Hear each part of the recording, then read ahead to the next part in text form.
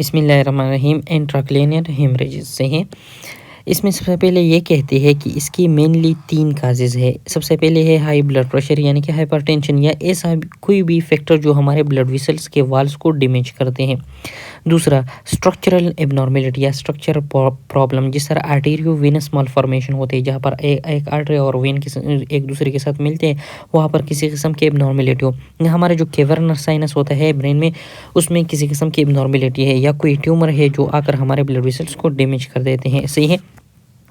इसके बाद क्या कहते हैं कि जो सब एरेक्नाइड हेमरेजेस होती है वो मेनली किस वजह से होती है, वो या तो एन्यूरिज्म होती है, बर्स्टिंग होती है। मेनली एन्यूरिज्म किसे कहते हैं कि हमारे ब्लड वेसल्स के वाल जो होते हैं वो थिन हो जाते हैं, जिसकी वजह से वो एबनॉर्मली डायलेट हो जाती है, और जब मामूली से प्रेशर ज़्यादा हो जाती है तो वहाँ पर ये बस्ट कर जाते हैं, डैमेज हो जाते हैं, या हमारे ब्लड वेसल्स ही में मालफॉर्मेशन हो, वो एबनॉर्मल हो। यहाँ पर सब एरेक्नाइड की बात आती है तो हम एक चीज़ एक्सप्लेन करते हैं कि जो हमारे हेमरेजेस होते हैं ये मेनली 4 टाइप्स के हैं। ये एक को क्या कहते हैं, एक को कहते हैं एपिड्यूरल हेमाटोमा, जो हमारे जो एपिड्यूरल लेयर होता है ब्रेन के उससे आउटसाइड हो, उसके ऊपर हो, सही है, इसलिए एपी का लफ्ज़ आया है। दूसरा होता है सबड्यूरल हेमाटोमा, जो हमारे ड्यूरा मैटर के नीचे और एरेक्नाइड मैटर के दरमियान में होता है, जिस तरह यहाँ पर है, सही है।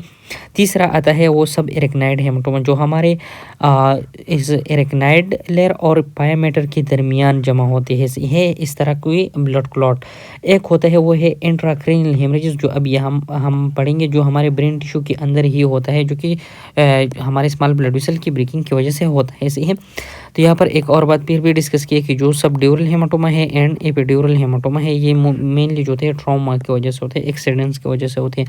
फिर इनको 4 अलग अलग टॉपिक्स के अंदर डिस्कस किए हैं। सबसे पहले आता है प्राइमरी ब्रेन पेरेन्काइमल हेमरेज, सही है, cerebral amyloid angiopathy, subarachnoid haemorrhages and saccular haemorrhages. Saccular haemorrhage को दूसरा नाम ये बेरी एनोरिज्म भी कहते हैं, सही है। चौथा जो है वो है वास्कुलर मालफॉर्मेशन, जो अभी हम आगे पढ़ेंगे। पहला आता है प्राइमरी ब्रेन पेरेन्काइमल हेमरेजेस। इसमें क्या कहते हैं, इसमें यही बात कहते हैं कि बस दफ़ा ये स्पॉन्टेनियसली हो जाते हैं, बगैर किसी एक्सीडेंट ट्रॉमा किसी कस के हो जाते हैं। वो क्यों होते हैं, यानी कि कौन सी एज में होते हैं, वो लेट एडल्टहुड में होते हैं। 60 ईयर्स ऑफ एज में ये बिल्कुल पीक पर होते हैं, ये बहुत ज़्यादा चांसेस इसके होते हैं। फिर आगे क्या कहते हैं कि जब ब्लड प्रेशर बहुत ज़्यादा हो जाता है तो ये क्या करता है कि हमारे ब्लड वेसल्स के वाल्व जो होते हैं उसको कमज़ोर बना देते हैं, जिसकी वजह से वो ब्रेक हो जाते हैं, तोड़े जाते हैं, सही है, मेनली जो स्मॉल ब्लड वेसल होते हैं उनके। और इसी तरह हमारे ब्रेन के टिश्यूज़ के अंदर उन्हीं ब्लड वेसल से ब्लड रिलीज़ होना स्टार्ट कर देता है। इसीलिए जो हाइपरटेंशन है वो 15% of the primary brain parenchymal haemorrhages की काज है, सही है। फिर आगे ये कहते हैं कि ये तब बहुत ज़्यादा डेंजरस होता है जब ये हमारे ब्रेन का बहुत बड़ा हिस्सा इफ़ेक्ट कर देता है, ये यानी कि ये हमारे वेंट्रिकुलर सिस्टम तक जा पहुँचे, तो तब ये बहुत ज़्यादा डेंजरस हो सकता है। अगर ये small part of the brain को इफ़ेक्ट करता है तो तब ये इसके जो साइन सिम्टम्स होते हैं वो नहीं होते, यानी कि ये साइलेंट प्राइमरी पेरेन्काइमल हेमरेज होता है, सही है। फिर आगे ये कहते हैं कि जो इंट्रा पेरेन्काइमल हेमरेज है, पेरेन्काइमल का सिंपली मतलब ये है कि ब्रेन टिश्यू, सही है, यहाँ पर यही है मतलब लेना चाहिए। अब इंट्रा पेरेन्काइमल हेमरेजेस कहाँ पर हो सकती है, हमारे थैलेमस में हो सकते हैं, बेसल गैंग्लिया में हो सकते हैं, और पोन्स में हो सकती है। अब इसके जो साइन सिम्टम्स होंगे वो किस चीज़ पर डिपेंड करेंगे, वो 2 चीज़ों पर डिपेंड करें। सबसे पहले कौन सा पार्ट डैमेज है, थैलेमस पार्ट डैमेज होगा तो थैलेमस का फंक्शन गायब होगा, बेसल गैंग्लिया डैमेज होगा तो डिफरेंट मोमेंट्स में फ़र्क आएगा, पोन्स डैमेज होगा तो अलग से सिम्टम्स आएंगे। इस तरह अमाउंट कितना है, यानी कि स्मॉल एरिया को इसने डैमेज किया या लार्ज एरिया को डैमेज किया, इसी लिहाज से हमारे जो साइन सिम्टम्स होंगे उनकी इंटेंसिटी ज़्यादा और कम होगी। फिर आगे क्या कहते हैं, अगर एक पेशेंट है उसने इसकी जो एक्यूट इवेंट्स यानी कि जब क्विकली चेंजेस आते हैं वो उसने सर्वाइव किए, वो उसने बर्दाश्त की, ज़िंदा रहा, तो तब ये जो हेमाटोमा होता है ये खुद ब खुद ही वहाँ से चला जाता है, और धीरे धीरे ये जो इसके जो साइन सिम्टम्स होते हैं वो भी ख़त्म हो जाते हैं। अब इसकी मार्पोलॉजी पढ़ते हैं, सही है। तो जो पेरेन्काइमल हेमरेज है, अगर ये एक्यूट हो, सही है, यानी कि जल्दी जल्दी इनके साइन सिम्टम्स अपीयर हो जाते हैं, तो इसमें क्या होता है कि जो ब्लड वेसल से निकली हुई ब्लड हो, एक्स्ट्रा वेसेटेड जिसको कहते हैं, ये ब्लड क्या करेगा कि इर्द गिर्द की ब्रेन टिश्यूज़ को कंप्रेस करेगा, उन पर प्रेशर डालेगा, जिस तरह यहाँ पर है। ये एक्स्ट्रा वेसेटेड ब्लड है, ये इर्द गिर्द की ये जो टिश्यूज़ है इन पर ये क्या डालेगा, प्रेशर डालेगा, सही है। इसी वजह से क्या हो जाएगा कि हमारा जो ब्रेन पेरेन्काइमा है उसके अंदर एक कैविटी बन जाएगी, जिसकी इर्द गिर्द क्या होगी, एक ब्लू रिम होगी, जिस तरह इस डायग्राम में है। ये बीच में जो है ना ये क्या है, ये एक कैविटी बन चुकी है, और ये इसके साइड में यहाँ पर क्या है, एक ब्राउन रिम है, सही है। फिर इसके आगे अगर हम इसको माइक्रोस्कोपिकली देख लेते हैं, तो यहाँ पर जो ब्लड क्लॉट होता है, सही है, जो ब्लड क्लॉट होता है उसको सराउंड किया होता है किस चीज़ ने, न्यूरॉन्स ने और ग्लायल सेल्स ने, सही है। और अगर हम इसकी मॉर्फोलॉजी देख ले यहाँ पर, तो ये इस तरह लगते हैं जैसे इसको हाइपोक्सिया हो गई हो, यानी कि इसको ब्लड नहीं पहुंच रही होती है, जिसकी वजह से इनको ऑक्सीजन की कमी महसूस होकर डैमेज हो गई हो, इंजरी हो गई है। सेम वही मतलब है कि यहाँ पर इर्द गिर्द की जो ब्लड वेसल्स होती है वो इस क्लॉट ने क्या किए है, कंप्रेस किए, जिसकी वजह से इनको ऑक्सीजन नहीं पहुंचती, सही है। फिर टाइम के साथ क्या हो जाता है कि यहाँ की जो एडिमा होता है वो तो कम हो जाता है, लेकिन यहाँ पर मैक्रोफेजेस अपीयर हो जाते हैं। लेकिन ये मैक्रोफेजेस क्या होते हैं, पिगमेंटेड होते हैं। इसका मतलब ये कि इन्होंने जो ब्रोकन आरबीसीज होती है या एक्स्ट्रावेसेटेड ब्लड में जो आरबीसीज थी वो इनगल्फ की है, और इसके साथ साथ यहाँ पर हमारे ब्रेन में जो लिपिड्स होते हैं वो भी इन्होंने इनगल्फ किए। तो जो मैक्रोफेजेस होते हैं वो पिगमेंटेड होते हैं एंड लिपिड लोडेड होते हैं। फिर यहाँ पर क्या हो जाता है, एस्ट्रोसाइट्स जो ग्लाइल सेल्स है उनकी प्रोलिफरेशन स्टार्ट हो जाते हैं at the age of the lesion, यानी कि जो मार्जिन होते हैं वहां पर, इन मार्जिन की रीजन में से है। अब एस्ट्रोसाइट्स की प्रोलिफरेशन क्यों शुरू होती है, क्योंकि एस्ट्रोसाइट हमारे ब्रेन के रिपेयर में हेल्प कर देते हैं, और यहाँ पर क्या हुआ है, एक इंजरी हो गई है, डैमेज आ गई, और इस तरह ये एस्ट्रोसाइट्स अपना इवेंट स्टार्ट कर देते हैं जिस तरह जब भी कोई इंजरी आ जाती है। दूसरी नंबर पर इन्होंने जो एक्सप्लेन किया है वो खुद ही अपने नाम से ही बता रही है। सेरेब्रल का मतलब है ब्रेन, अमाइलॉइड ये एक प्रोटीन है, और एंजियोपैथी का मतलब है कि ब्लड वेसल की एबनॉर्मेलिटी। इसका सिंपली मतलब ये कि हमारे ब्रेन के अंदर जब अमाइलॉइड प्रोटीन्स की डिपोजिशन हो जाती है, कहाँ पर, हमारे ब्रेन के वेसल्स के अंदर से ही। तो सबसे पहले क्या कहते हैं कि जो अमाइलॉइड एडियोजेनिक पेप्टाइड है, सही है, जो कि अल्जाइमर डिजीज में भी हमारे ब्रेन के टिश्यूज में क्या हो जाते हैं, डिपॉजिट हो जाते हैं। ये टिश्यू क्या कर देते हैं, हमारे ब्रेन के जो स्मॉल और मीडियम साइज वेसल्स होते हैं उसके अंदर डिपॉजिट हो जाते हैं, खासकर जो मेनिंजल और कॉर्टिकल वेसल्स होती है, क्योंकि ये small size and medium size होती है।